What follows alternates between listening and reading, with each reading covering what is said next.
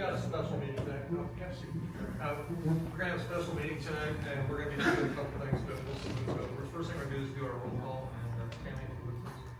Bill Moritz. Here. Rodney Mullen. Here. Peggy Allen. Here. Michael Reithmeyer. Here. E.J. Fleischman. Here. Brian MacArthur. Here. Troy Blackshear. Here. Tim Seidenstricker. Here. Gary Plum. Here. David Bookless. Here. Bill Lehman. Here. Bob Sweeney. Here.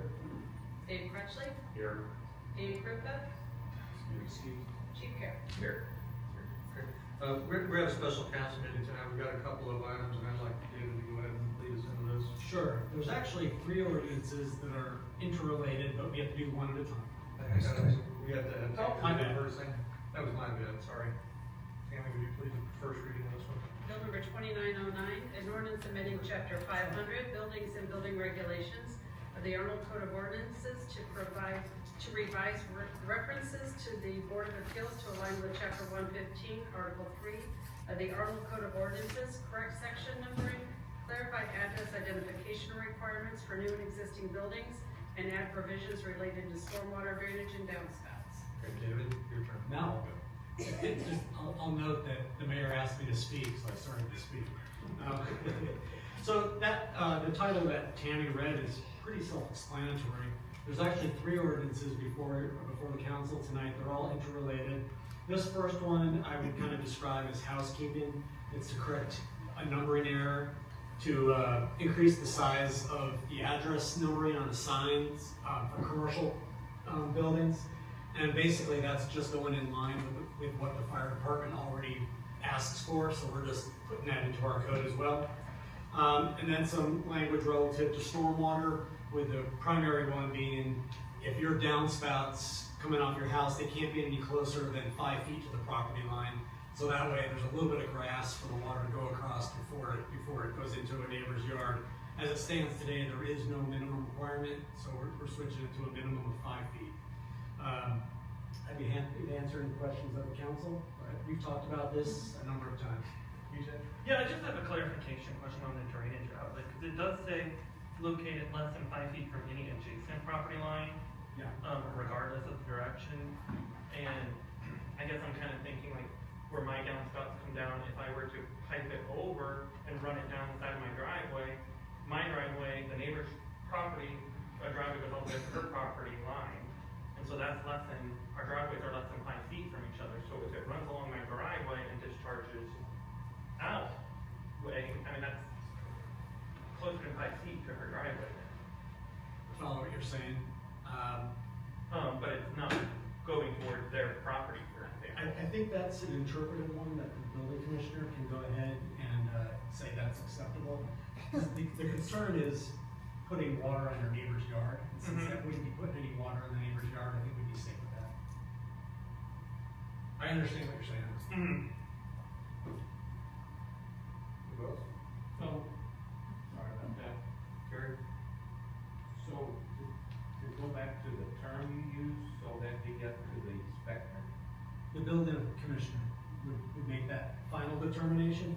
But as I said, you can see the intent is to prevent water from discharging on the neighbor's yard deliberately, or Okay. in any case. But if you have it go into the gutter on the street, then it's a moot question.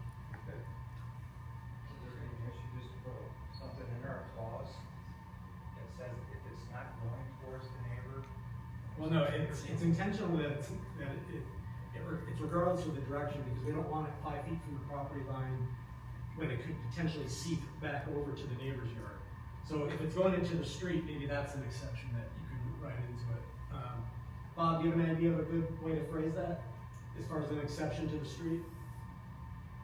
I mean, I guess that's what I would put, because otherwise, I mean, that's the only exception that I can think of, and, I mean, I guess, yes, that's really the only thing that you, I mean, So, if you do that, and then. So if I hear you correctly, you want an exception for when it's going into the street, we can craft that language and put that in there before the mayor signs it, but something along the lines of, except when water is piped directly to the street. That's open, I don't think, handle it.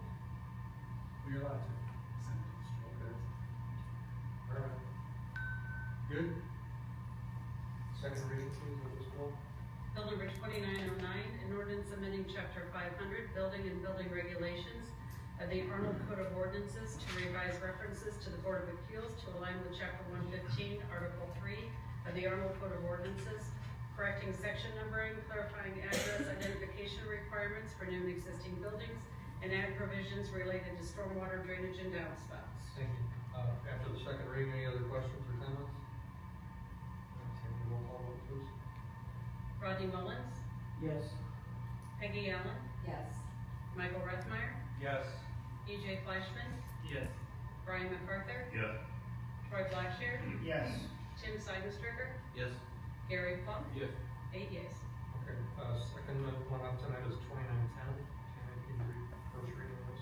Bill number 2910, an ordinance amending chapter 500, building and building regulations of the Arnold Code of Ordinances to add provisions regarding the replacement and uniformity of materials for exterior wall coverings, siding on residential structures.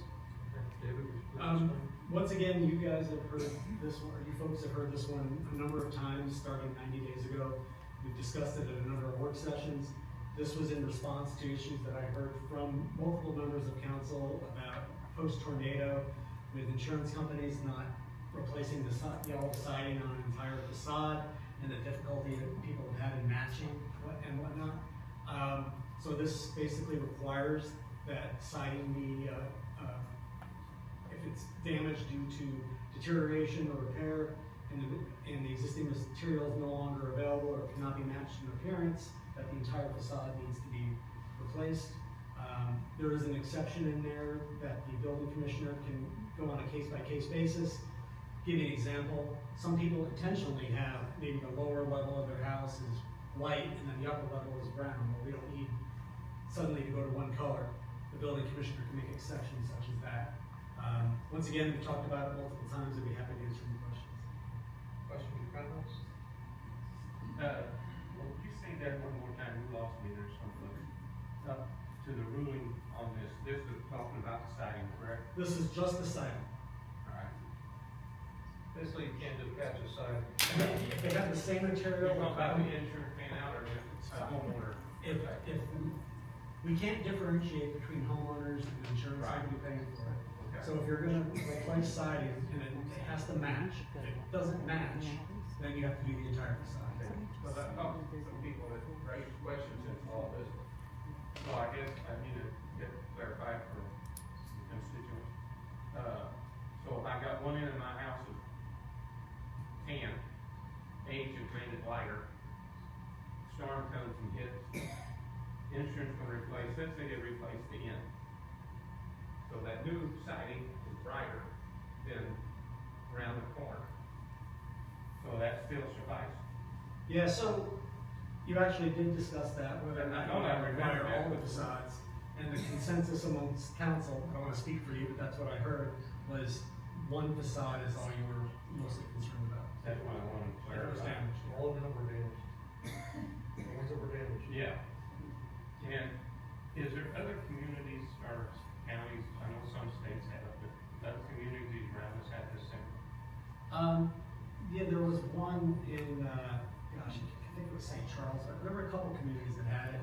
It's not widespread though to have this codified in the codes, I will say that. Okay, and then, last question. So if that insurance don't wanna replace it, it falls on the homeowner, Absolutely. and whether they have the money or not. And that's an issue that I raised as well, to make sure it was very clear that ultimately, if the insurance company's not paying, it's on the homeowner, because we can't differentiate between who's paying. That's true. Right.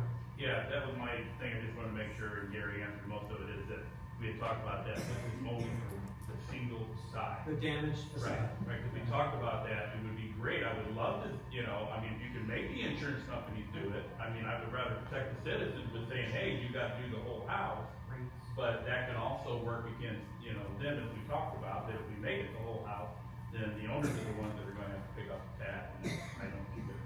And as I mentioned, that was discussed by the group, Yeah. and you settled on just the damaged Yeah. facade.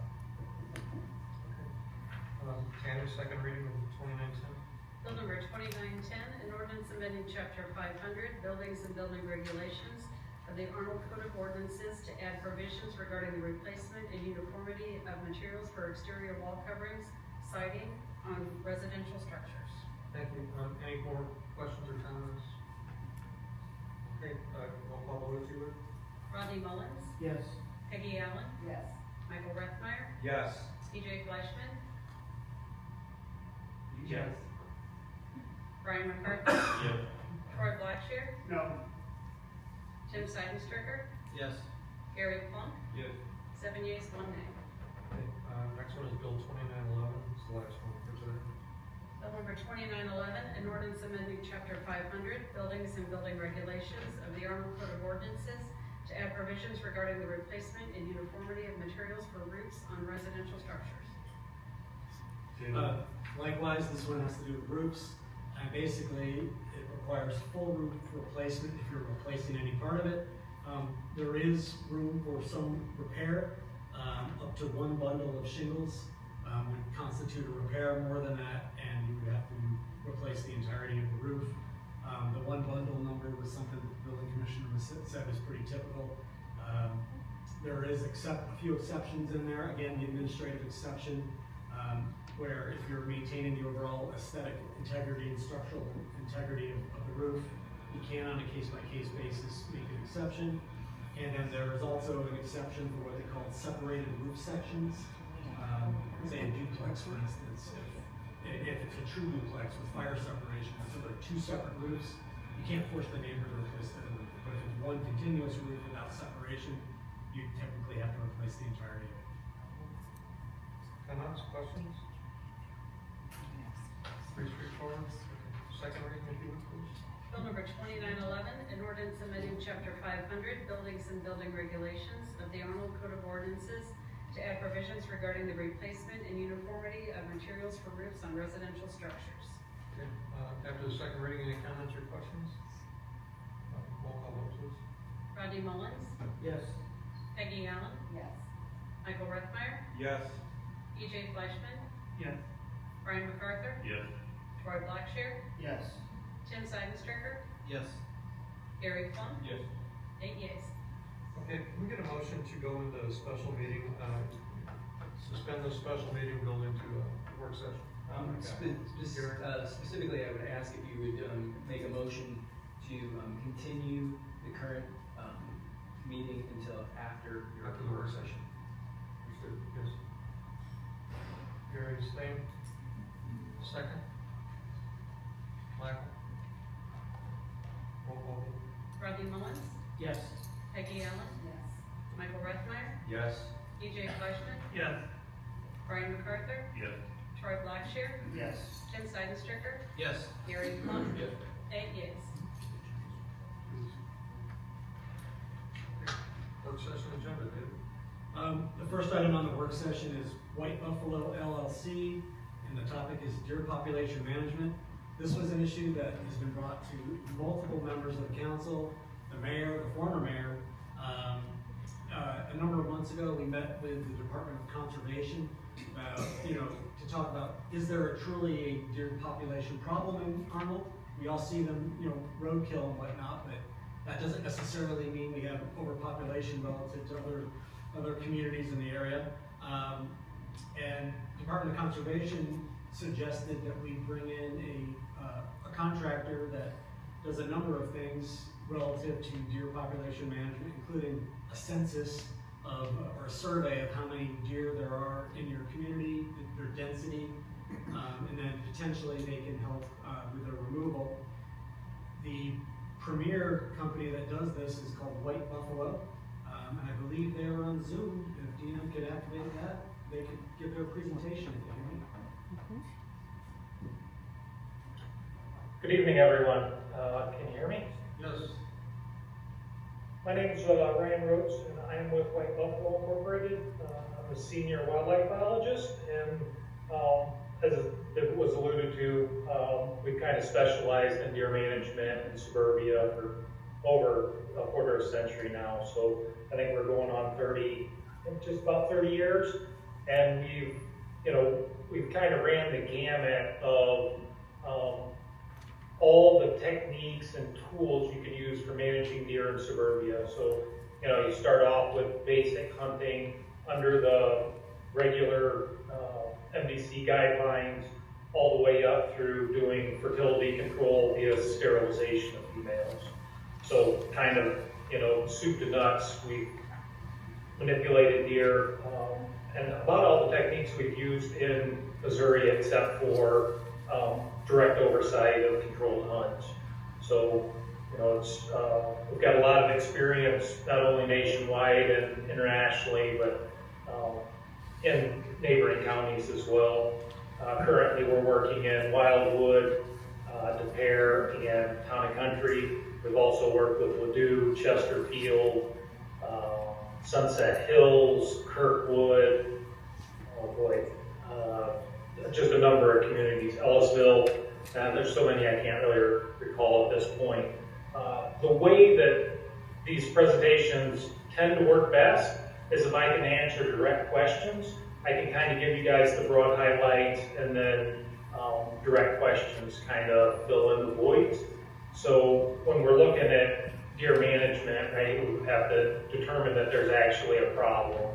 And so, one of the questions that I asked of David was if you guys collected deer vehicle collision data, because that can be a pretty good indices of the deer population, right? The more deer you have in a community, likely the higher your DVCs are going to be. And with 55 and 141 passing through your communities, you would expect a reasonably high number of deer vehicle collisions. And it looked like you guys were starting to get there around 2019. And then, as we've seen in many other communities, the number of reported deer vehicle collisions or, deer vehicle collisions that made the tally plummeted as people stopped traveling as much during COVID. What's a little bit odd about Arnold is we didn't see the rebound that we typically saw in other communities. So I'm not sure if something else was causing that, or if it was an anomaly in the data set. I'm not real sure, but typically we saw by 2022 DVCs pick up just about where they left off in almost all communities. So Arnold's a little unique in that respect. Just anomaly in the data set, or I'm not sure what exactly is going on there. I would say for a community of your size at whatever it is, 11¼ square miles, and to only have 13 deer vehicle collisions that resulted in the deer's death, that seems pretty low. So I'm not sure if that includes data from 55 and 141. I know in some of the municipalities, if there's an interstate running through, that's handled by Department of Transportation. So it's possible that the numbers are substantially higher than that. But I'm not privy to those data. So Chief Carroll, when we put the your input on that? If there was an accident on 55 and 141 and it's reported to us, we would take a report on that. Okay. But with no report, then there would be no record, correct? Somebody else would be responsible for recovering the carcasses on the roadway? That's correct, yes. Yeah, so it's a little bit hard to tell. Generally, when you start getting a lot of calls into a municipality complaining about deer, you start to recognize a problem. There's a lot of techniques to be able to sample the number of, basically what your population is, right? It's like we ran the gamut from helicopter snow counts all the way up to UAVS surveys now, which is basically aerial infrared using drone technology. So it kind of, as technology increased, our ability to utilize that technology finally came to the point where you can afford to have basically drones in wildlife. There's just not a lot of margin in wildlife work, and the price of drones came down enough where it's actually feasible at this point. So the two main techniques that we're using in suburbia substantially are a spotlight survey. We use a technique called distance sampling, and that basically You go through the community, you lay out a route that samples, like the number of high-density residential homes, businesses, and then open space. And so you try to make sure that your sampling route is evenly distributed based on how those three categories populate your community. And then from there, you take the data, plug it into a computer program, and it creates a probability detection function that gives you an estimate of what the population is. And what we found is the validity of the estimate seems to be very comparable with using a drone survey. There are some advantages and disadvantages to each technique, and it really depends on what you're looking to achieve. If it's just raw numbers, the drone survey is probably the most accurate technique, but you don't get any age or sex data, right? So it's like, you know it's a deer, but you don't know if it's male, female, juvenile, or adult. So you wouldn't be able to glean those data. We have a lot of that. Go ahead, sorry. Once you have that survey data done, doesn't Department of Conservation have some sort of rules of thumb to determine whether you actually have a problem or not? Really, it's community-based, right? And so it's like almost exclusively you're looking at what the social carrying capacity is of deer. You know, it's like very, very rarely are we looking at the actual carrying capacity of the habitat, right? There's almost everything that people plant in their yards are preferred foods for deer, right? So it's like, if you've got arborvitae or hostas, they're going to be decimated if your deer density is even reasonably high, right? In my neighborhood, we're probably at maybe 35 deer per square mile, which is in suburbia is relatively low, but it's like my wife pulls her hair out because the deer, even though it's relatively low density, they're into the hostas, they're, you know, browsing on the arborvitae. So probably at 25 to 30 deer per square mile, you'll see a little bit of damage. By the time you get up to over 50, so probably 50 to 70, it's very noticeable. So you can go through your community and basically any of the arborvitaes that are out there will be browsed up to kind of head height of a deer, and it'll be difficult to grow hostas. Those are pretty good indicators that the population's getting reasonably high, but really it's the tolerance of your community is really what you're managing for, and then public safety, right? The deer vehicle collisions are really the big one, and that's generally what most communities are managing for. Once the deer, you don't want somebody to perish because they've struck a deer. And so generally most communities implement some type of management to mitigate the deer vehicle collisions. You up for a few questions? Yes, sir. Rod? Yeah, so could you expound a little bit more? I think it was following the drone surveys. It sounds like that is kind of a one-for-one in kind of the outgoing data or the lagging data. It sounds like the drone survey is extremely accurate. Is that? Well, it is extremely accurate, you know, as far as surveys go, right? We're only as good as the technology allows us to be. So if you have a lot of heavy evergreen cover, it's your drone, the aerial infrared cannot see through that. So those will be places that you miss, and they tend to be places where deer bed. So, you know, that creates a challenge in your data set. But out of all the techniques that we have now, assuming that, you know, it's your community isn't 50% covered by evergreens, that's likely the most accurate technique. If you have a good road network and not too many extremely large parks, distance sampling can be almost as accurate and substantially cheaper. You know, just based on proposals that we put together recently, you know, we did a proposal for Iowa City, Iowa. That was about a little over 5 square miles, and I think the cost on that was gonna be about $20,000. And to do distance sampling there would probably be $10,000 to $12,000. So the savings is pretty significant with distance sampling. Generally, that's the technique that we have historically used and we still continue to use in both Town and Country and De Pere.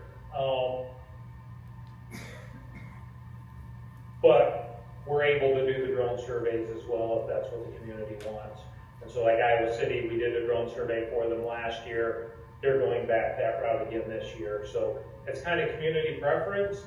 Obviously, most communities are mindful of funds, and then it's really looking at the park system, how vast the parks are, whether you can get a good survey or not. The advantage of a drone is you don't need a good road network through the parks to be able to survey them because you're in the air, right? But if you've got a reasonably good road network, you can sample the community and be almost as accurate. Anybody else? Michael? Yeah, do you guys actually administrate the hunt? Is it a type of a lottery type thing, or do you guys have your own people that come in and hunt? Generally, it depends on what we're doing for a community, right? So it's like in Bloomington, Indiana, I manage a hunt, right? We work in a deer reduction zone. It's part of a park system in Bloomington, Indiana. It borders Indiana University, and I manage, it ends up being 30 to 35 hunters in 2 square miles over 2 weekends. Town and Country, De Pere, and Wildwood, we do suburban deer sharpshoots, and that's under special permit. So the community would apply for a permit from Missouri Department of Conservation, and then we would come in and do the actual removal of animals. Okay. Do you guys test the animals also? You test the It animals? depends. Yeah, it depends. If you're bordering a chronic wasting disease zone where Missouri Department of Conservation is looking for samples, then generally we'll work with the deer processor to provide those samples. But I think last year we didn't take any samples from any of the 3 projects. Missouri Department of Conservation already had all the samples that they needed from the surrounding areas. Okay, and the reason I asked if you're gonna test them for disease, because what do you guys do with all this meat? Do you donate it? Are you? Yeah, it'll be stipulated by Missouri Department of Conservation that the meat is donated generally through Hunters and Farmers Feeding the Hungry Network or Share the Harvest. It differs a little bit in each state, but the mechanism's almost the same all the time. Missouri's unique in that the St. Louis Zoo has a Red Wolf recovery program, and the last 2 years we've been able to donate a portion of the carcasses to that program so that it's a more natural food source for the endangered red wolf. Thank you. Anybody else? Tim? Yes, I just wanted to clarify the entire process from start to finish as far as reducing the population. Did you say it's over a span of a couple weeks? It really depends, right? It depends on what your deer density is. It's when we started in Town and Country, Missouri, they were at, I believe it was 80 deer per square mile. That project initially took, I'm thinking it was probably 4 weeks, and the initial removal, well, half that was sterilization, but the initial removal was 150 deer, and we sterilized 100 deer or something like that. I think the most we ever killed in Town and Country was like 250.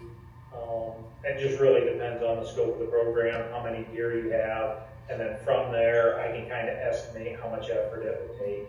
And the process, if you're doing a suburban deer sharpshoot, there's a pre-implementation phase where basically you select properties that are conducive to sharpshooting deer.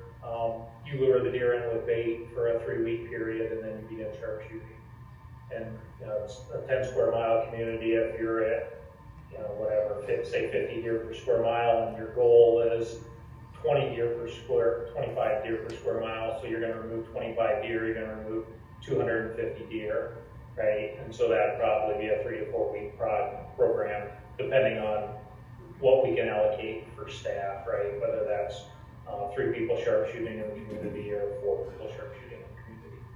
Okay, and one follow-up. So the hunters, they are, I guess, part of the White Buffalo company, or are they doing it just for the sport of it or the enjoyment? Is that they don't keep any of the deer? Is that correct?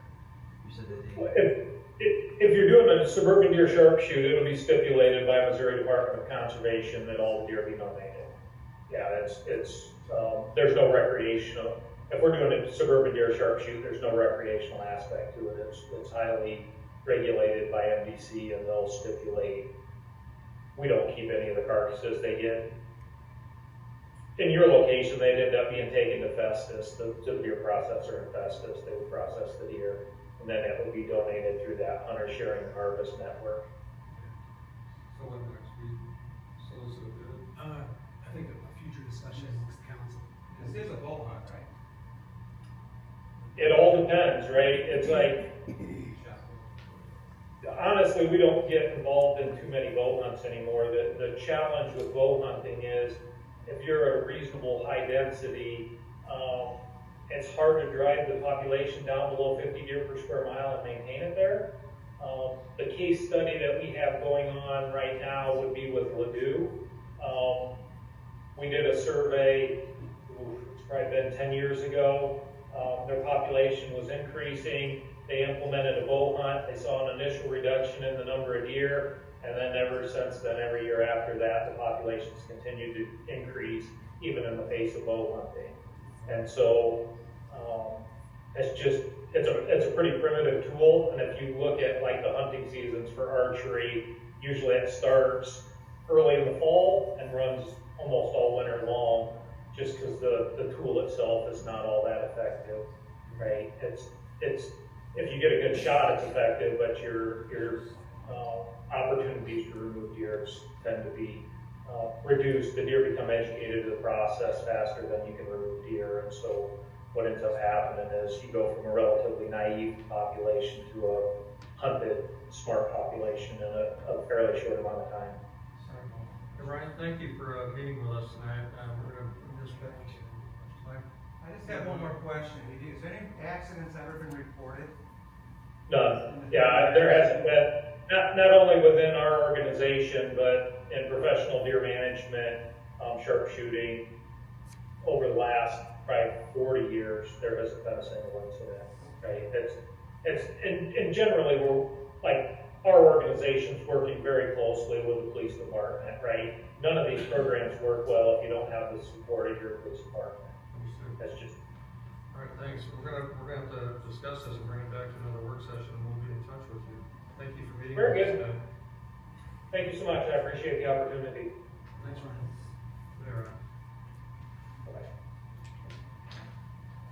Don, Jefferson County Tourism. Welcome. Ladies and gentlemen, Don Bollinger with the Jefferson County Tourism Commission.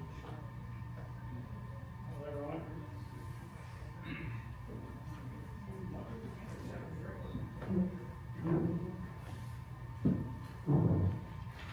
Well, thanks for having me tonight, guys. I'm basically here representing the Jefferson County Tourism Department. I'm the treasurer and on the board of directors. First, I want to start off, I want to thank everybody for their support.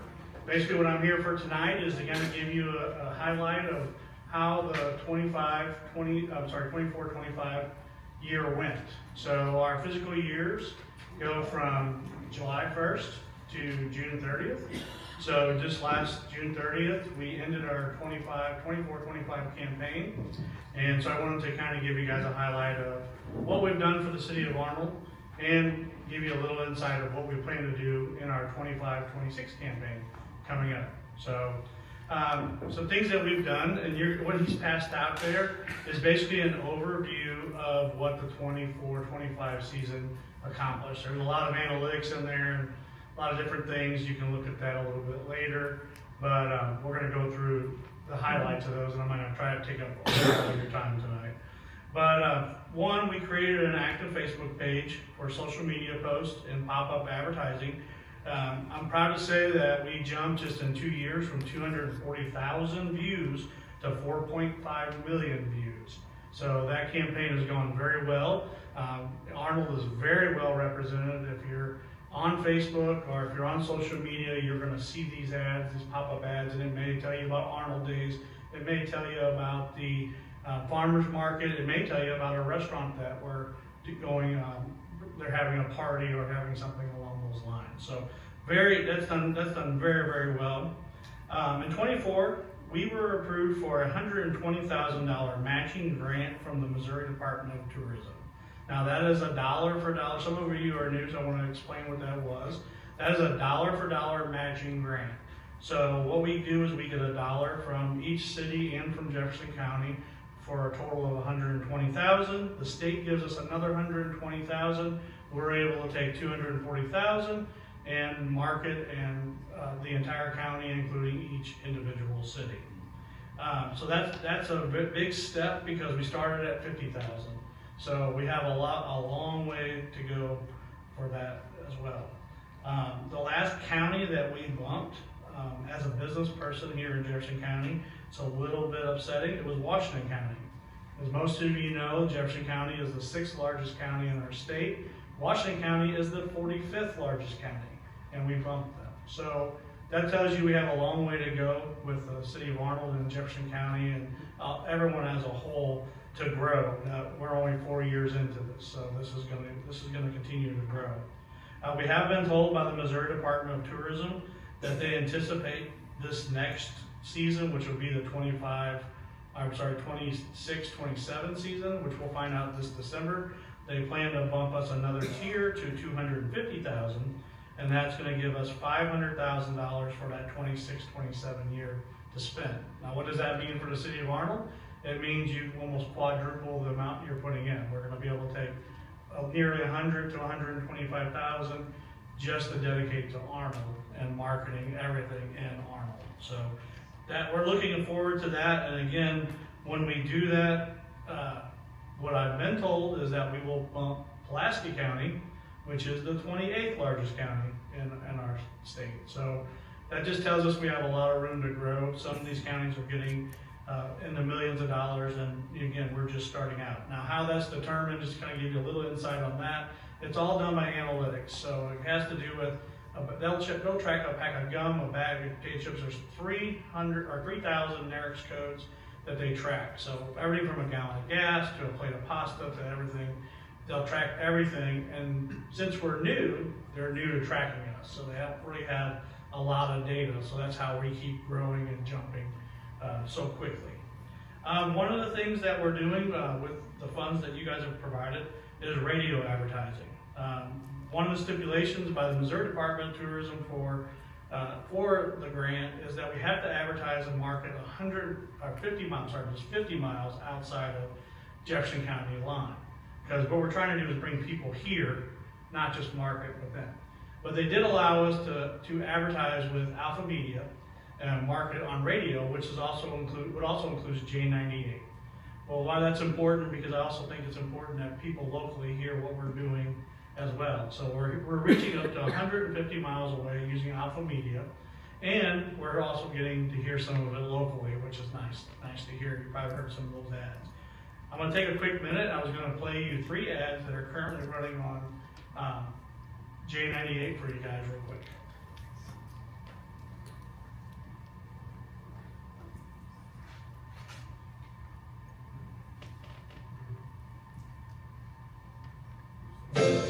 Arnold Days is September 19th, 20th, and the 21st in Arnold City Park, and it's the City of Arnold's biggest celebration of the year. It's 3 days of fun, music, and great food with carnival rides, food trucks, and live music Friday and Saturday night and Sunday afternoon. There's even fireworks Friday and Saturday night too. Plus there's a craft fair, car show, and even a parade on Sunday. Visit ShowMeJeffcoEvents.com to learn more about Arnold Days. This message brought to you by the Jefferson County Tourism Commission, produced in cooperation with Visit Missouri. Welcome to Arnold, Missouri, where small town charm meets modern convenience. With over 400. I'm not ready for that. Technical error. And then we have that same commercial that was voiced. Arnold Days is September 19th, 20th, and the 21st.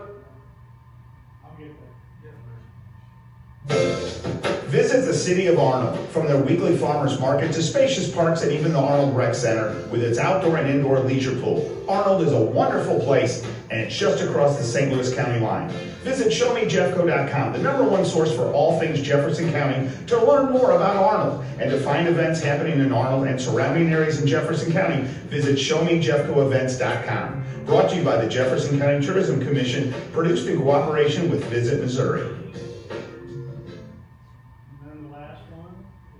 Arnold Days is September 19th, 20th, and 21st in Arnold City Park. It's the City of Arnold's biggest celebration of the year. Hi, this is Mayor Bill Moritz. It's 3 days of fun, music, and great food. Enjoy carnival rides, food trucks, and live music Friday night, Saturday night, and Sunday afternoon. There's fireworks Friday and Saturday nights, plus there's a craft fair, car show, and a parade on Sunday. Be sure and like Arnold Parks and Recreation on Facebook for more details and events. Don't miss it. Arnold Days, September 19th, 20th, and 21st. We hope to see you there.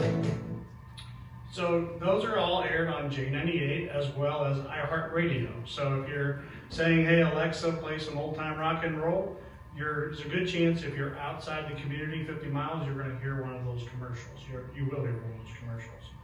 The next thing that we are doing is we started a geo-tracking program, which is something that we talked about at the first meeting when we met with everybody. This allows us to search people's phones basically and send them data, send them information, say about Arnold Days. So we can track, say, an event we just did it at the fair in Farmington, and we're able to send them data now about Arnold Days. We're also able to, through Alpha Media, go back and do look backs. So say it's a nice day outside and it's a weather look back, we can see that you played golf at a golf course in Farmington. We can send you a message and say, hey, come to Arnold today and play golf. The weather is beautiful. So those are some of the things we are geo-tracking. We're geo-tracing the strawberry festivals, really anything throughout the state and into Illinois. We are geo-tracing because Alpha Media is such a large partner in this. So we're able to geo-trace those, and we're going to work with Mr. Crutchley on getting more data for those things as well. New July 24-25, in conjunction with Alpha Media, we have full access to CTV, which I'm going to kind of show you that here in just a minute. This is allowing us to produce 30-second commercials, not just for events, but even for individual businesses throughout our community. We've done a ton, and these are currently being aired on like all CTV, YouTube. It's on the Garden Channel, the Travel Channel, any digital television. When you click on that, if you don't pay a subscription for that program and where it omits ads, you're going to see an ad for Arnold, and I'm going to play a couple of those.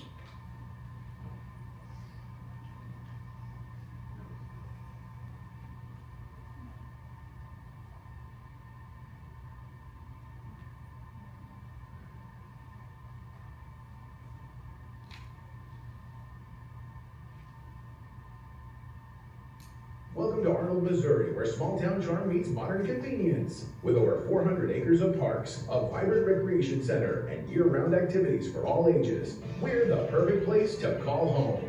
Enjoy our well-kept streets, excellent schools, and easy access to St. Louis, all with a low tax base. Discover why Arnold is a great place to live, work, and play. Visit arnoldmo.org to learn more.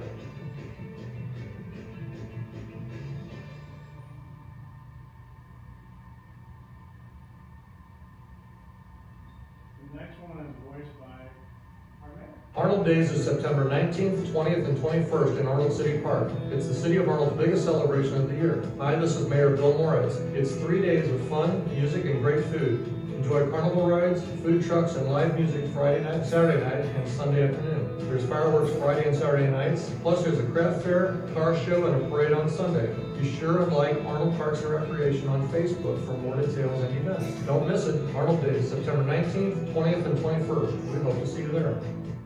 The current count of commercials we have for Arnold is 20. And of course, that is open to do as many as you guys want. So that's kind of why I'm here tonight to say, the more information you give us, the more things that we can do. We want to do those 30-second commercials. We feel like those are really effective.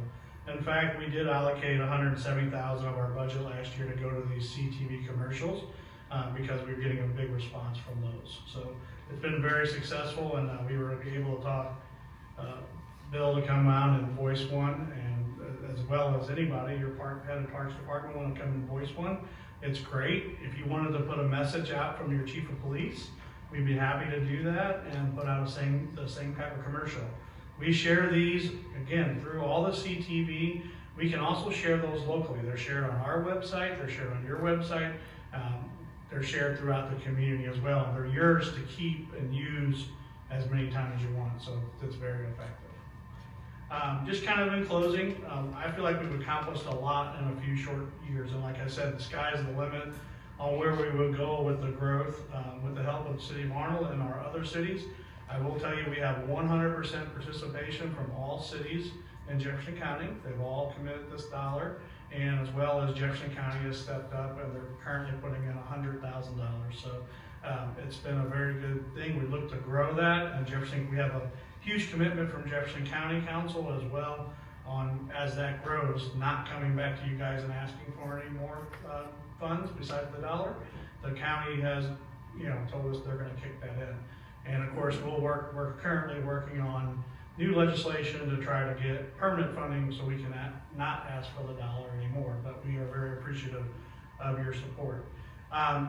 With some changes in your administration and with the approval of the mayor and everyone, I'm going to start working directly with Mr. Crutchley, and our organization is going to start working directly with Mr. Crutchley and Bill to make sure that we're getting you guys more. We want to get you as much as we can. And sometimes we don't get the data. A lot of times we have a full-time employee that does go out. The rest of us are all volunteers and scrubs and gets data and looks for everything you can find. And if you go on showmejeffco.com, you'll see these events.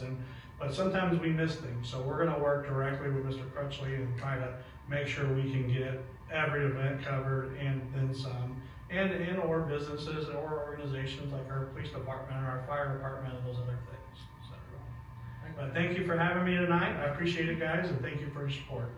Does anybody have any questions?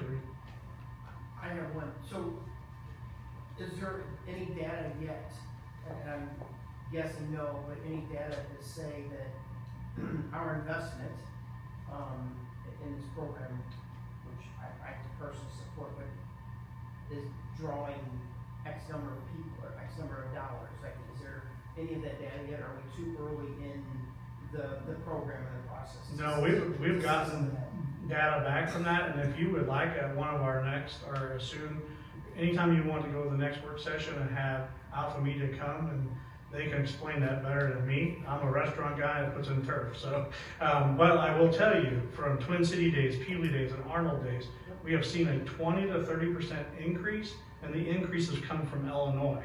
Because we're geo-tracing those phones. So we can see, why are all these people from Illinois coming here? Well, they're finding out about Jefferson County and how great it is. And Arnold's a great stop, obviously. Thank you. You're welcome. What else? Again, go ahead, sir. Do you guys have anybody that's specialized in marketing and communications, or? Yeah, so we hire Alpha Media, and they are 100%. They're involved every day in this, and again, like I said, I'm happy to have them come and share all the analytics with you guys as well, whenever you want to.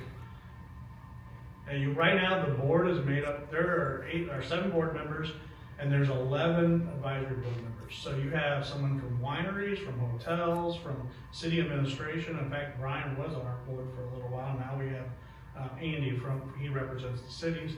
We're constantly changing those board members out, so everybody from every aspect is represented very well. And we do have some marketing people that are on there. We have a lawyer that's on there. It's we make sure we cover all our bases, but then Alpha directs us everywhere we're supposed to go. All right, thanks, guys. Have a good night, sir. I have a question for the mayor. Did you do that on one take? That was pretty slick. You did pretty good. Better ensure your vote for us. That was kind of fun. Jefferson County Economic Development. 9/11. some of you I do not know. For those that I don't know, my name is Donna Litton. I'm the Executive Director of the Economic Development Office in Hillsborough. And when my partner is Ben Brown, and he bailed on me tonight, he said he had a family emergency or something, I don't know. So I'm here by myself. So the two of us were hired in 2023. When we came on board, pretty much the economic development was not, people were asking us, well, what do you do? What is the EDC? You know, talk to us about that. So just wanted to reintroduce the Economic Development Office. We have several programs that we work with. One of the main programs is our CDBG grant. So that's a federally funded grant, and it helps citizens of Jefferson County with sewer septic replacement or repair. It also helps with home rehab. Currently, we're a little concerned about that because that is not on the budget, on President Trump's budget for 26. So we're watching that closely. As it stands right now, all the money that was allotted to us for this fiscal year is spoken for.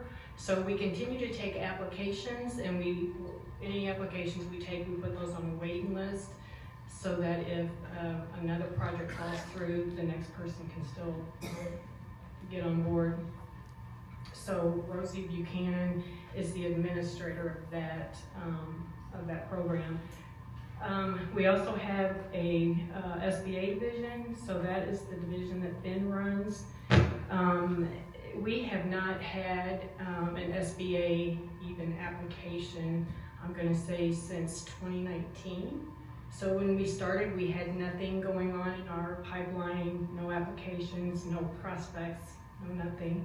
So as it stands today, we have worked very hard to get out and reconnect with the bankers, with the community, with the businesses.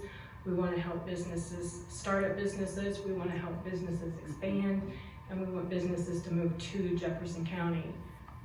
So as it stands right now, Ben is working with 9 very possible applicants. He feels very confident in these 9 clients that he's working with. We have actually taken 3 applications in the last 2 weeks. So, I mean, that's a milestone for us because we haven't had even an application in years. So doing a lot of visiting and shaking hands and visiting banks, visiting businesses we just want to close a loan, that's all. So it's good stuff. And the other thing we do is we partner with a partner in it's called Greater St. Louis and Missouri Partnership. So they work with consultants that actually contact them and say, we want to either expand or move our business to Jefferson County. There is a project that I have been working with since I started. It's called Project Sport, and they are just determined to move to Jefferson County. They want to move to Arnold if we could just find the right spot. So, but that's an active and ongoing search. These projects, to date, for this year, I have received 29, I believe, projects and have successfully submitted 13 projects, an RFI for moving into Jefferson County. And the Doe Run property in Herculaneum is probably the most popular that I submit because they're looking for large acreage. But just if we could get a win and some business would move to Herculaneum, it benefits all of Jefferson County. So that would create jobs, and that would bring people moving into our county, very possibly moving into Arnold. I'm basically here to reintroduce, we would like to see Arnold join our membership again. Arnold has in the past been on our membership board, and then just a couple years ago decided to cease that membership. So we definitely we like to have Arnold back. We do promote Arnold, especially when somebody says they want to move to the Arnold area. We want to do our best to find a spot for them in Arnold. And other than that, if you have any questions, if I can answer, I would be happy to do. And I have cards for all of you.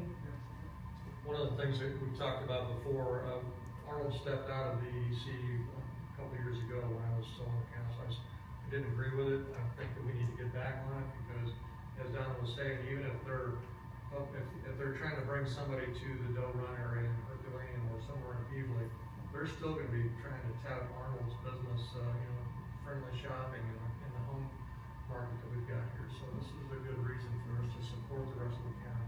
There is a local manufacturing business that is looking to expand. Their home office, I think, is in Austria, but they are worldwide manufacturing. If they can bring their do what they want to do on their expansion, they will actually go from, I think they have 25, 30 employees right now. They'll grow that to 60. They generate about 20 million in revenue annually, and if they get their operation fully moved here, that revenue would be 60 million. But it would create a number more jobs, and so that's going to bring folks from their other plants to Jefferson County to live. Rodney?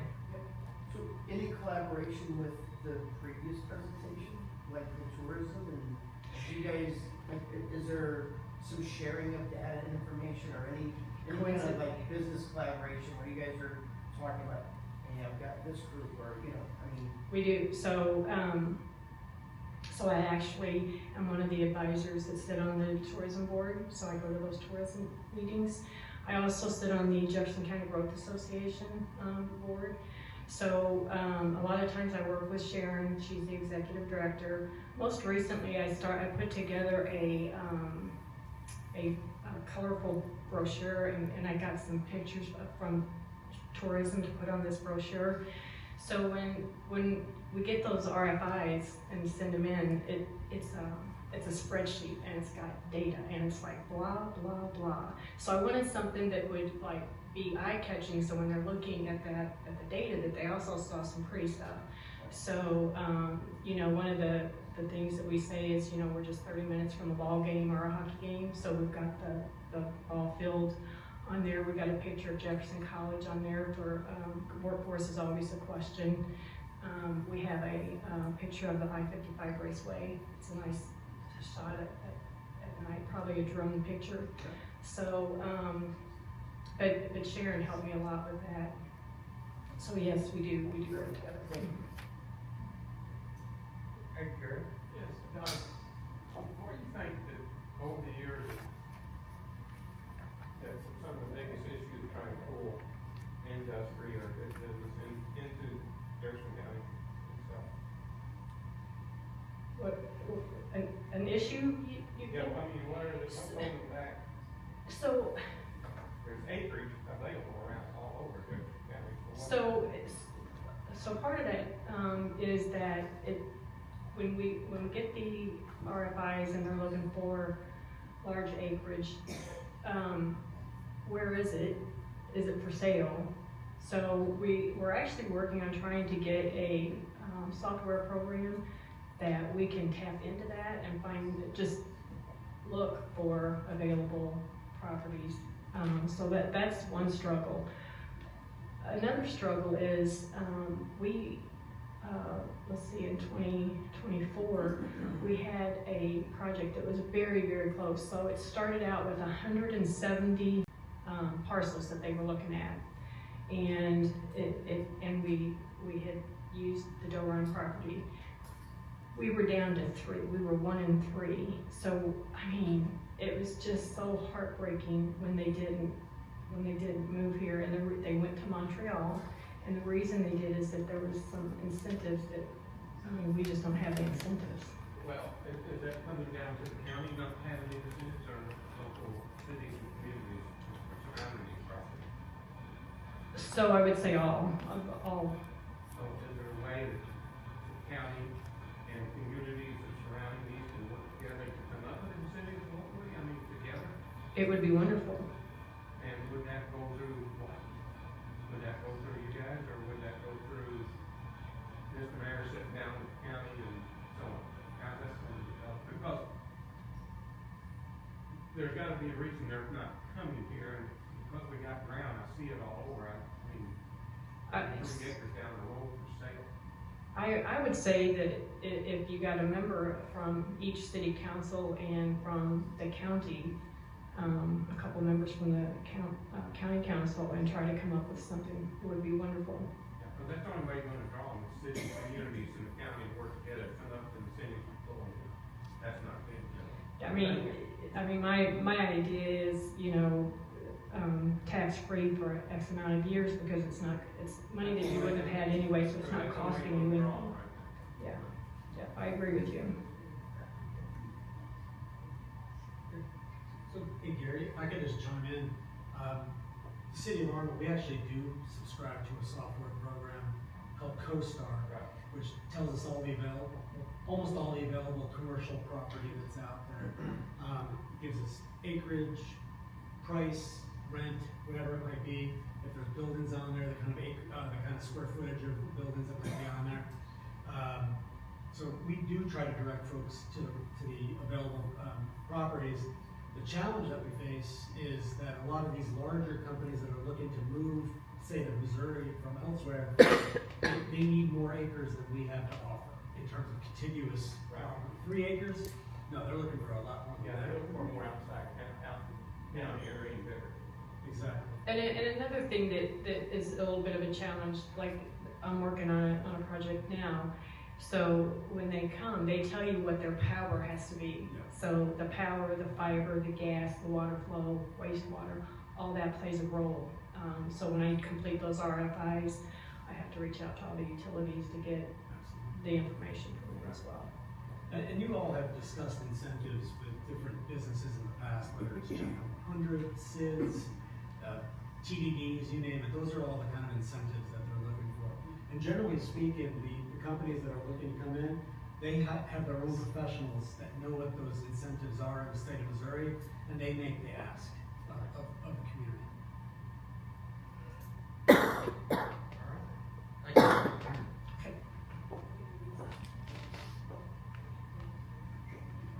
Thank you. David, would you remember? Yeah, so this particular issue was actually brought to our attention by Councilmember Mullins. But there are similar situations to this across the city. So bear that in mind, it's not a one-off kind of a thing. And we're talking about stormwater issues. In this particular case, we have Libra Drive, which is in Rosedale. It's a very steep street going down, and it takes a very sharp turn. Well, stormwater likes to follow gravity, and there's a fellow that his driveway slopes down from Libra, and he has a stormwater issue that he's been dealing with for a number of years. Dion, if you could start the video. This is recorded by the resident. You can see the water just shooting down the street and across his driveway into his yard. He's done all that he can do. You can't see it because it's flooded over, but he has a trench grate going across his driveway to try to pipe some of that water so it doesn't go into his garage. But it's as effective as it can be. The issue is we're getting more frequent and more intense rainstorms. We're all familiar with that, and just the system can't handle it anymore. It's probably exacerbated by a few other things. This road was. It was resurfaced a number of years ago. There was an overlay. The gutters aren't raised, but the road itself is raised, so the water has to go somewhere. It has less than one. So we sent Public Works down to this particular location to take a look and asked if they could come up with a variety of potential solutions. From the jump, they said none of the solutions are going to stop rainwater altogether, so it's really a matter of cost versus how effective the solution might be. On the high end of the cost, the idea was to put a trench drain across Libra itself, about so wide, and then pipe the water down to Palmy Park. And in fact, this particular homeowner said he would grant the easement to take that pipe through his side yard back to the park. But the cost of such a fix is estimated at between $30,000 and $50,000. And that's just that's an estimate based on some recent work that the department has done that used similar kind of infrastructure, the distance, the length of the pipe, and so forth. What Public Works also came up with the cheaper solution, and we're talking on the order of like $500 worth of asphalt, is to mill down the street as it's next to the gutter of this fellow's yard and re-slope it so it slopes more into the grass as opposed to into this guy's driveway. They're going to try this regardless, but I wanted to bring this to your attention that down the road there might be a larger stormwater project that could come to you. And it's not about just this one house. There are multiple houses that are being impacted by this. And in fact, on that street, there are multiple areas, in that neighborhood rather, there are multiple areas that have similar problems. And it's our topography is probably the big thing. Water is going to go downhill. It's just what's the best way to manage it. So again, I just wanted to throw that out there so you're aware of it. This could be coming down the pike in future months, but Public Works is going to try the most inexpensive solution they can first as a first step. I'm happy to answer any questions. Mr. Mullins, if you want to chime in, feel free. Yeah, we need to, and again, this piece is long-term. You stated it, like, it's been over 10 years since anything's been done in that subdivision. When it was done with chip and seal, which is probably not the best solution. It's not long-term. And the curbs weren't raised, right? So that's a significant piece of this. I think, downstream as well is of concern.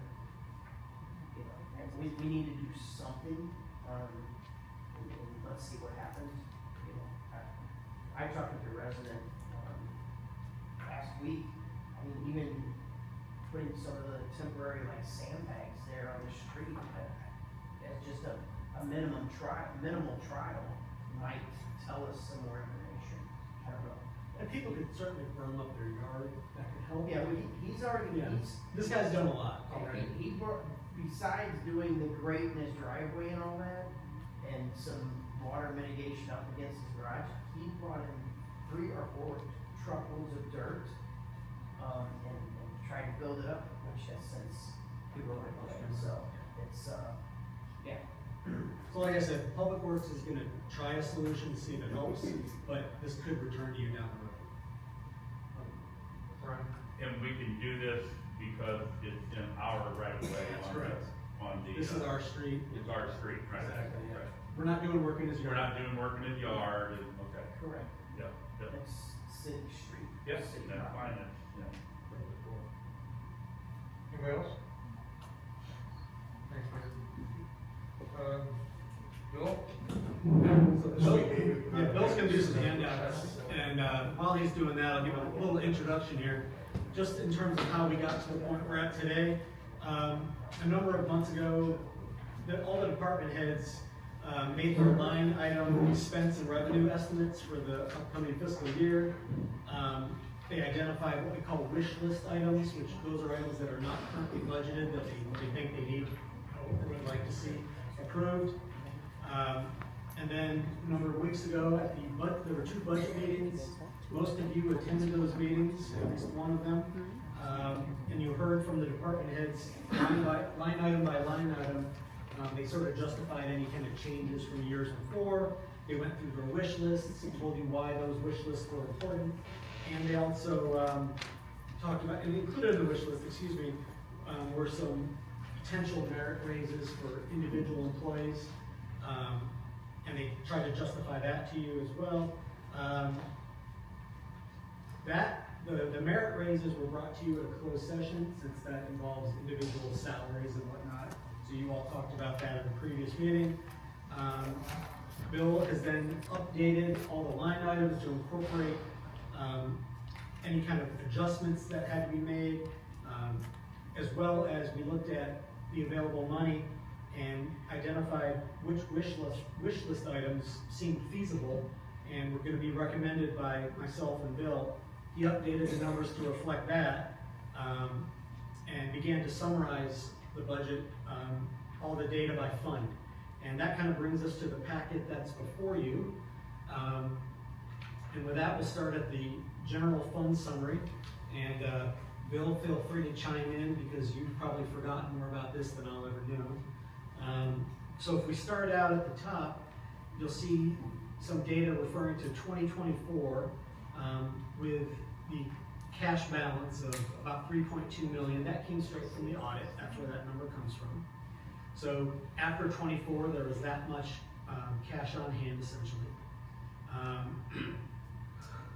We then looked at the 2025 revenue and expenditures, and following that, there was a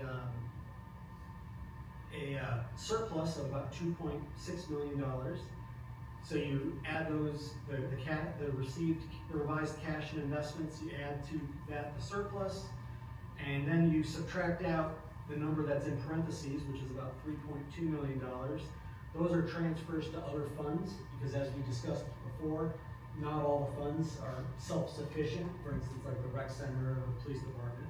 So that represents the transfers out of the general fund, which left $2.6 million.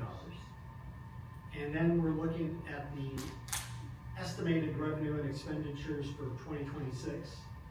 And the expectation is that there's a $6.3 million surplus on that. And then we had to estimate what the transfers out to those other funds that I mentioned to you before, which is about $5.5 million, leaving the city with cash and investments at the end of fiscal year 26 estimated at about $3.4 million. Did I get that right, Bill? Yeah, sounds good. I surprised myself. Thank you. So with that surplus, or that $3.4 million on hand, you go to your next page and you look at the wish list fund, the wish list that comes out of the general fund. I mentioned out of the general fund because some wish list items come out of their own fund, out of the rec center, out of police and so forth. What you can see on this list are all the items that have a Y in the right column. Those are the items that are recommended. Bill, I'm looking at an old version. Did you update the inspector and the truck? Or is that still showing now?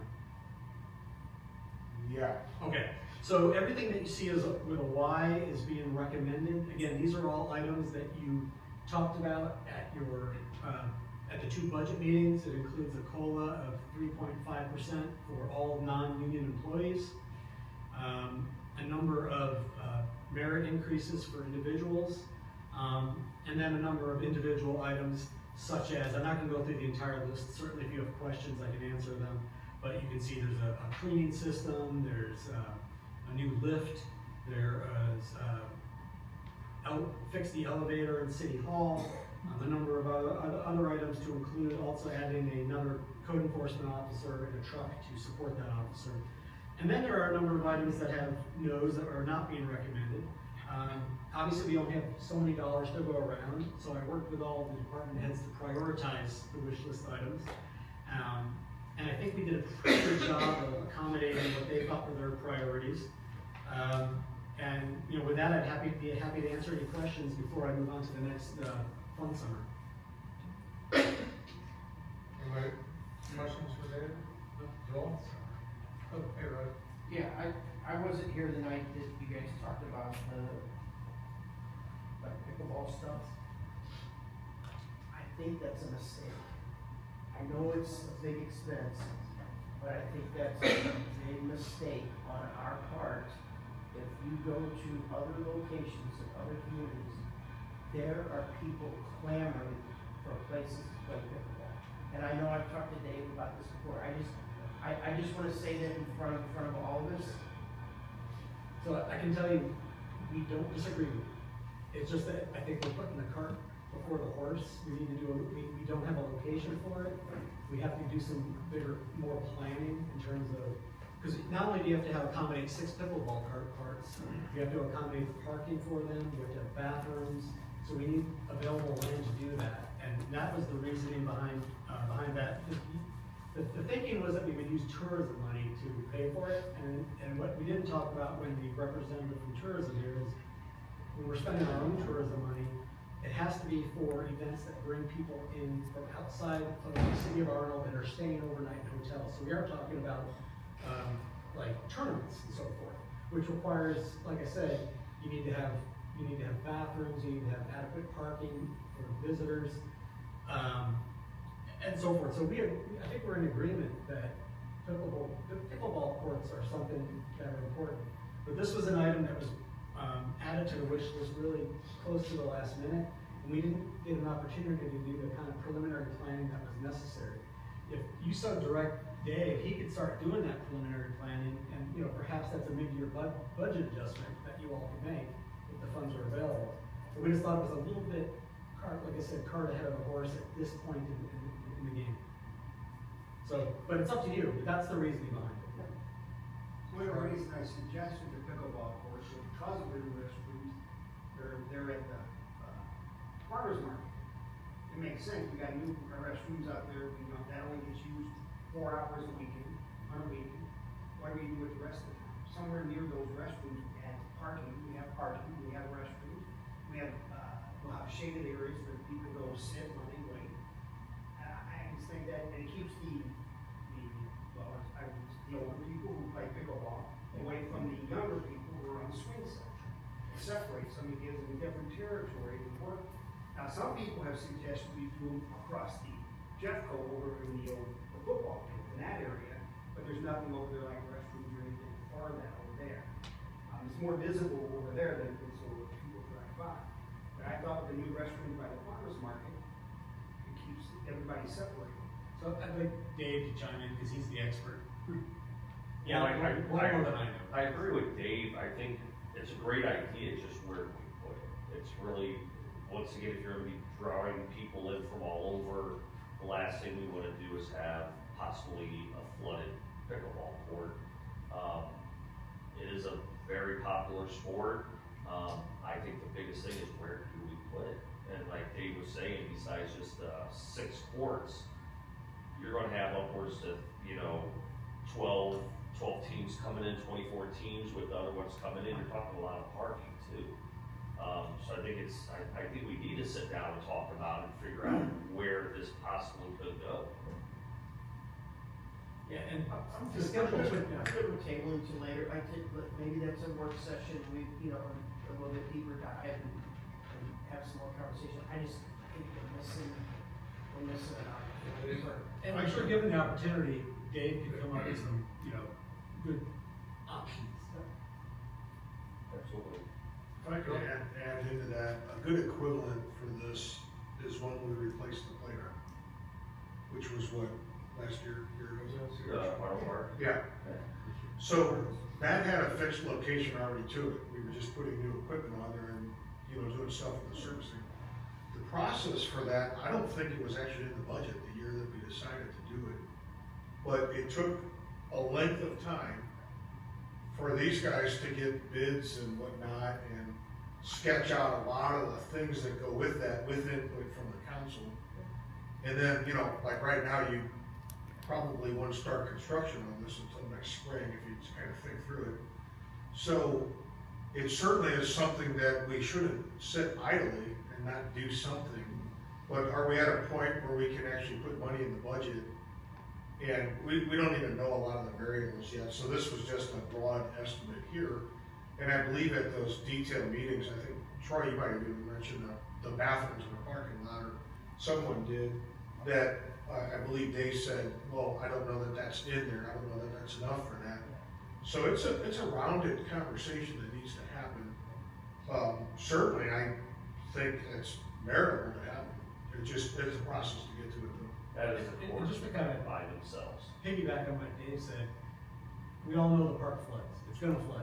And that's what makes it makes it difficult to book tournaments. Because people wanna have some assuredness that it's gonna be there. We had a golf course that flooded all the time, couldn't get tournaments, because there wasn't the assurance that people could use the facility. So we just don't wanna spend a bunch of money for something that ends up not giving back what we anticipate and hope for. So, okay, thank you. Follow up on this letter, I think. Hi.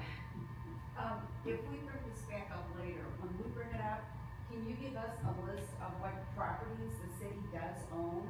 You know, in my Of course. mind, I don't think there's any big enough, but could we see what's out there? Yeah, I think that's the approach to taking, we give you options of what's available. Because like you said, you need a certain amount of acreage, much like with the economic development discussion. Back end of the vote for. Okay.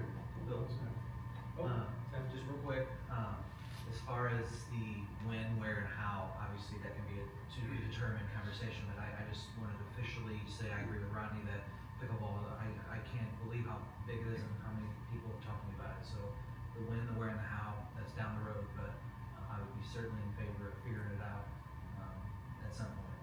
I think everybody. Yeah, I think so too. I just wanted to officially say that when Rodney mentioned that it's some missed opportunity if we don't talk about it at some point, I agree. Of course. And David, if I could, two more comments. One is, we can always amend the budget during the year if the discussion took off. Secondly, I just wanted to clarify for everybody, anything with a Y on here, the yes, those are already included in the expenditures on the first page, so they're kind of baked into the budget already, so you know. We thought that, we did think that. Thanks. So the next fund is the law enforcement fund.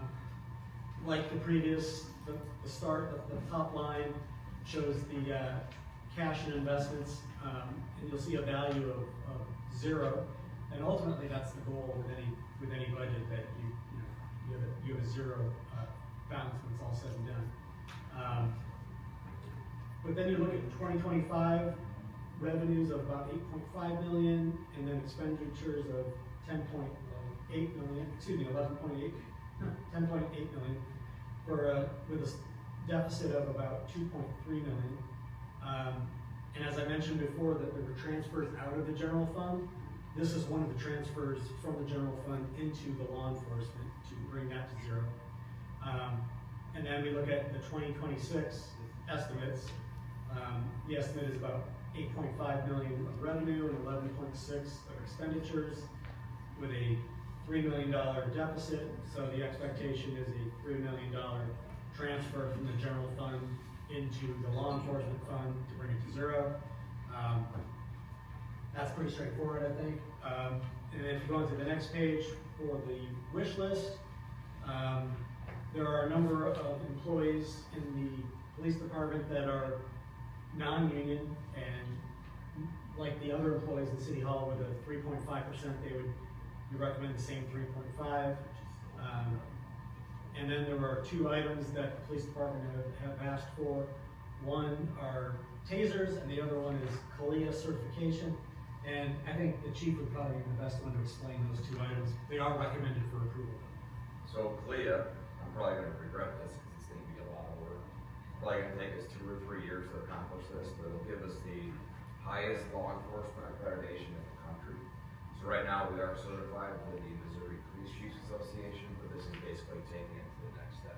So I appreciate you guys approving that.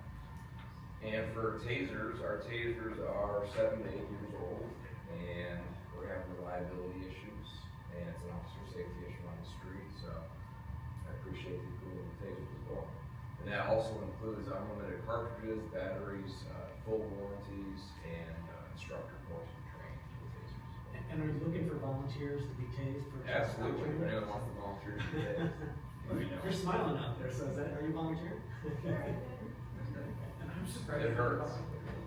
Chief, is there any, He's watching video first. is there any CLIA forces in this area that So are? we would be the only city in Jefferson County. The sheriff's department is certified with CLIA.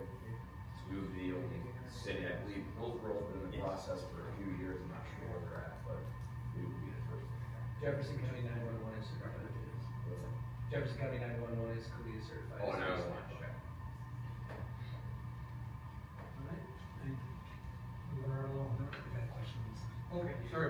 Yeah, so the only thing that's a little concerning for me is that there's no increase in revenue.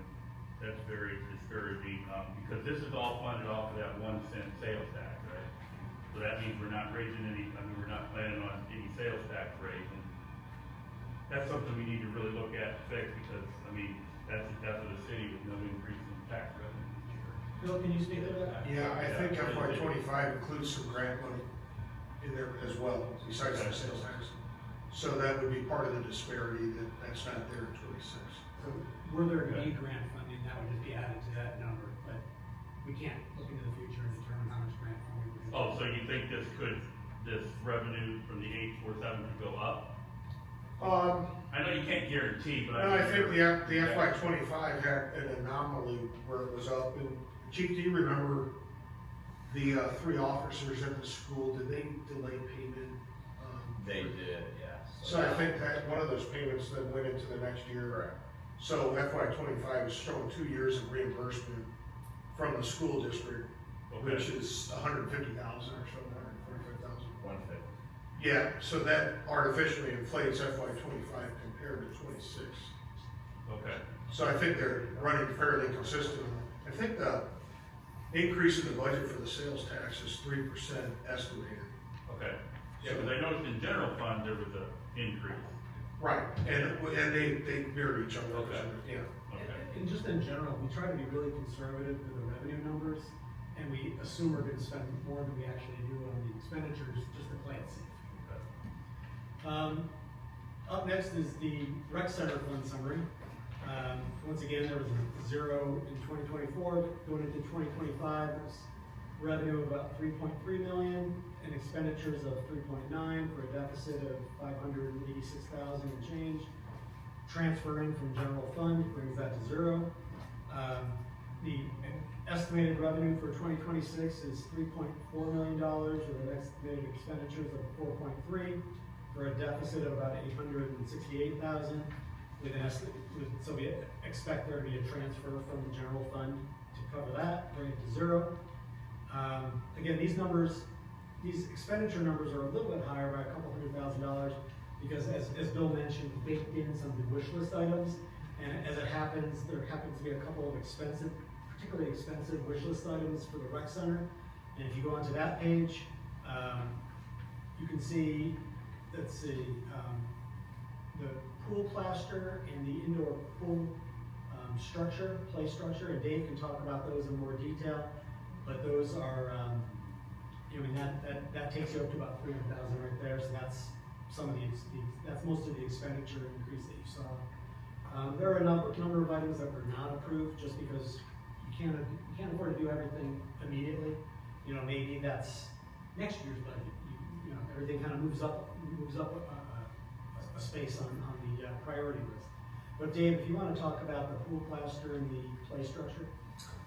Yeah, so the pool plaster it has around a 10 to 15 year lifespan. It's right at about 14 years. It's popping off right now. If you go to the lazy river part of it, there's an actual cone sitting in where the piece of plaster has popped off and delaminated. There's other sections. So that's going to get replaced. And then the play structure is rusting. We've actually, probably 8-10 years ago, we cut everything from the water down to the pool, replaced that with all stainless. That lasted, that kept the structure probably another 8-10 years of life. We got now above that, that's starting to rust out in places. It only makes sense to replace that. They don't make that structure. We can't replace it with the exact same one. That company's out of business. So the footprint's going to be different. So anytime if we come back next year, the year after, and we have to replace that, we're going to be tearing up that new plaster and redoing the plaster in that area. So it only makes sense just to do it once, replace the play structure, and then do the plaster. Moving on to the stormwater fund. So again, it starts at 0 from 2024. Going into 2025, there was revenue about 708,000, but expenditures of over $1 million for a deficit of 327,000. Then there were transfer ins from the general fund of the same amount, bringing it to zero. Estimate for 2026, revenue's not altogether different, 717,000. You'll notice expenditures are quite a bit higher, 2.3 million, and that's project related. The two big projects that you're probably aware of is the Muddy Creek project, and then also there's a bridge project, I think Bender and Pawnee, in that neck of the woods. Is that right? That's two different. Oh, two different bridges, okay. So that's the reason that that number is higher. And Bill, correct me if I'm wrong, but we might see some money reimbursed from those projects or no? The road projects are typically reimbursed with the stormwater. We don't get as much Okay, gotcha. of a percentage. So that's it on the stormwater fund. But going on to their wish list, I'm sorry. So we got some big projects coming up, like I say, I just wanna kinda make the same comment I did when we were in our regular session, it's like, this is gonna be nothing, always has been, and it's gonna be nothing but deficit. Yes. Because when you're only talking about, we have millions and millions, probably like 6 million or more projects could really be done, and we're looking at bringing in $708,000. It's just so much of a drop in the bucket that this one's always gonna be, we're just gonna have to feed it out of general funds because people just don't wanna give enough money to, it was like pulling teeth just to get the money on this on here. And this stormwater fee is just a penance of what we have, and as we say, with all the stormwater getting worse every year, it's just gonna be until we can get these fees increased, and if people don't wanna do it, then it's gotta be paid somewhere, it's either gonna come out of general funds or out of the record fund, out of the fee, so. And as everybody That's what it knows, is. the bulk revenue source for the city is sales tax. So, we need a healthy commercial area with healthy businesses and expanding businesses to make sure that we have enough money available to afford stormwater projects. Right, the stormwater has to come out of general budget, basically. Yeah, are there any opportunities, Dave, like, that we could maybe go a little deeper, search a little deeper on, some kind of grants and things like that?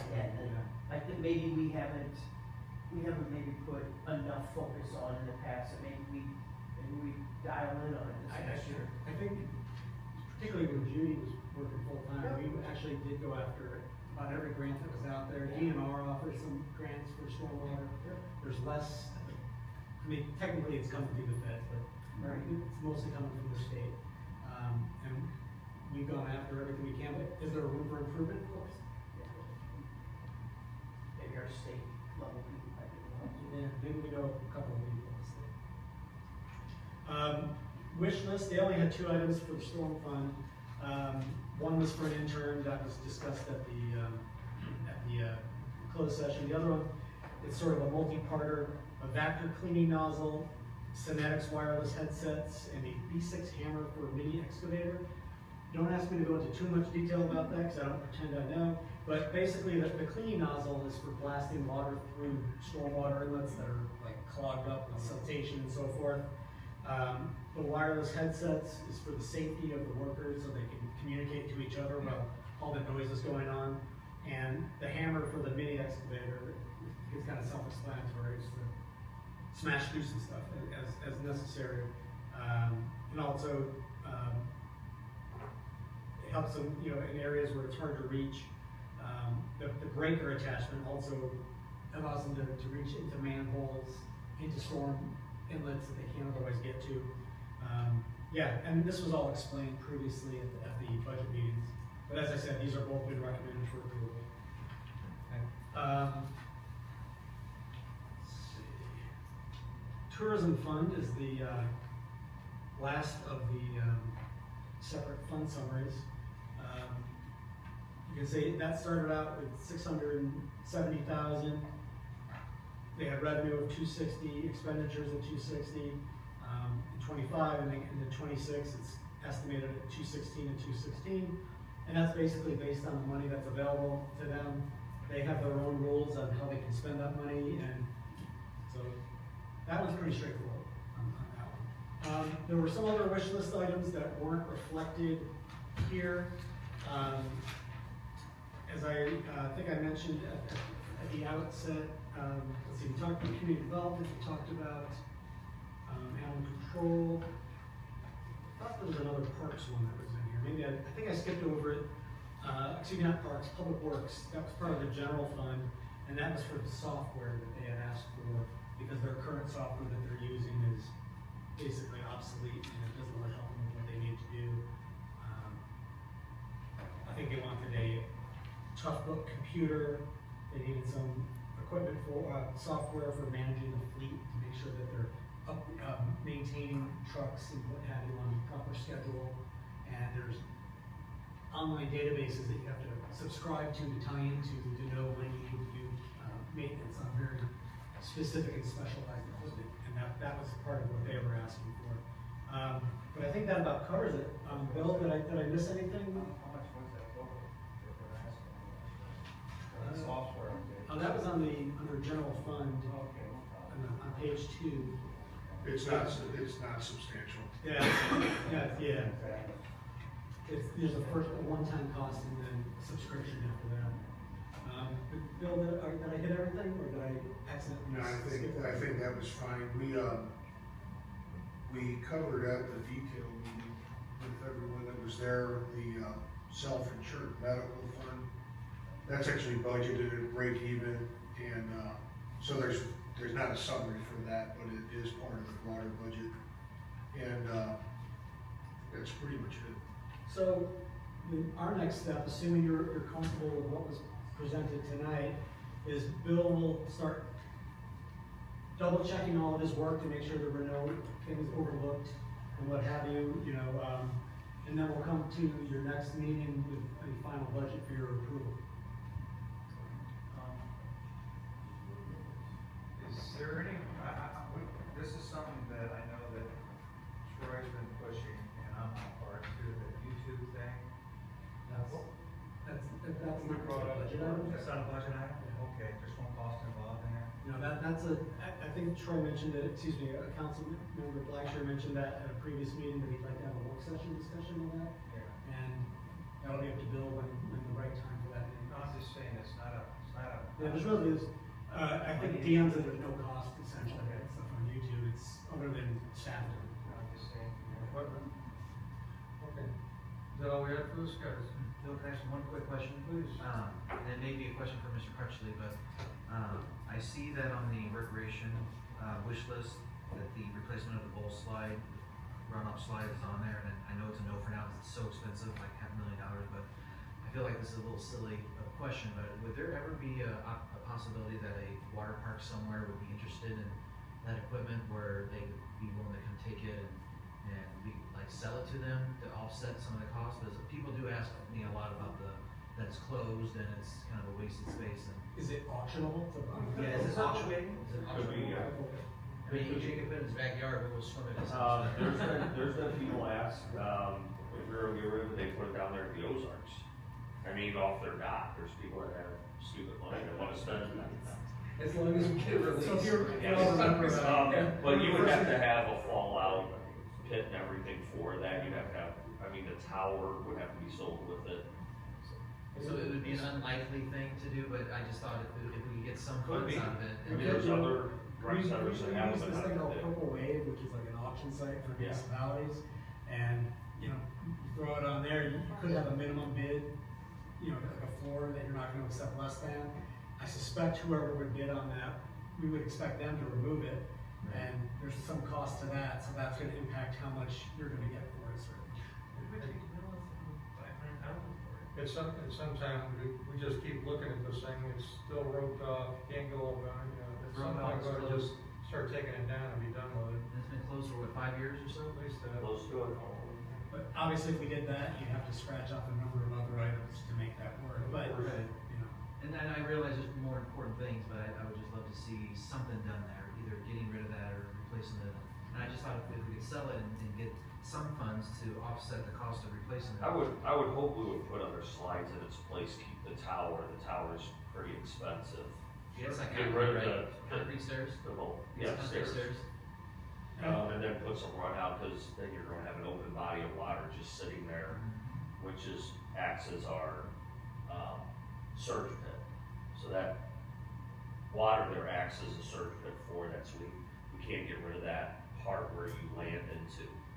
The hole still spins the water around, right? Correct, we would just pump the water into that, but then put roll run-out slides that, and they were designed for run-out slides when we built the place, we just, axed it wherever we were going because of, overruns. I think that's something that once we're past all getting the budget squared away, that's something Dave needs to look at to see whether or not other communities. Because I know there's things that are way more important than that, but it's just something that's been on my mind for 5 years now.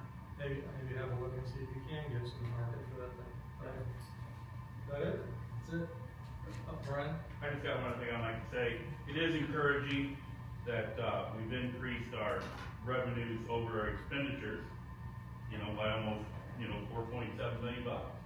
Where last year it was only barely 2, so that's encouraging. I think we can do a little bit better on it, but, yeah, it is encouraging. It's a, I'm sure what you call balanced budget for sure, because, we've got, it'd be nice to see a little bit more than $3.3 million in there as a surplus, but hey, it is what it is. We'll keep working on it, and, I think you guys have done a really good job on the budget on here, because like I say, when we can sit there and take in more than we got, and by the time we get the deficit on there, between the stormwater and the police department, one of them has the biggest one to get in there. Thank God we got the sales tax for the police department, because that would be bad to see. I would hate to see what add another $8.5 million would do to our budget without having that in there, so, yeah, so otherwise it looks good, I think. Lots of credit to Bill Lehman, he did all the heavy lifting on this. Normally you would have Brian Richardson backing it up, and I'm not the finance guy, that's Brian's background as well. So Bill took it all on himself, so kudos to The him. headaches are starting to subside. Okay, at this time I'd like to adjourn the work session. We have a motion and a second to revive the special meeting for this evening. Gary will make a motion. Michael seconds. Roll call vote, please. Rodney Mullins? Yes. Peggy Allen? Yes. Michael Reithmeyer? Yes. Here. EJ Fleischman? Yes. Brian MacArthur? Yes. Troy Blackshear? Yes. Tim Seidenstricker? Yes. Gary Plum? Yes. 8 yes. So we only have one item left on our special meeting. I know, but we had the motion. Oh, that's right, I guess I get to do that. I'd like to make a motion to hold a closed session immediately following the special council meeting for the purpose of discussing litigation and personnel pursuant to RSMO 610.021, subparagraphs 1 and 3. Need a motion and a second to go into closed session. EJ, Gary, second. Roll call vote, please. Rodney Mullins? Yes. Peggy Allen? Yes. Michael Reithmeyer? Yes. EJ Fleischman? Yes. Brian MacArthur? Yes. Troy Blackshear? Yes. Tim Seidenstricker? Yes. Gary Plum? Yes. 8 yes. Because we're running a little bit late tonight, can we just do like just a couple minutes break and come right back to it, please? Please. Take 30 seconds, guys. Okay, that's enough. Take you long.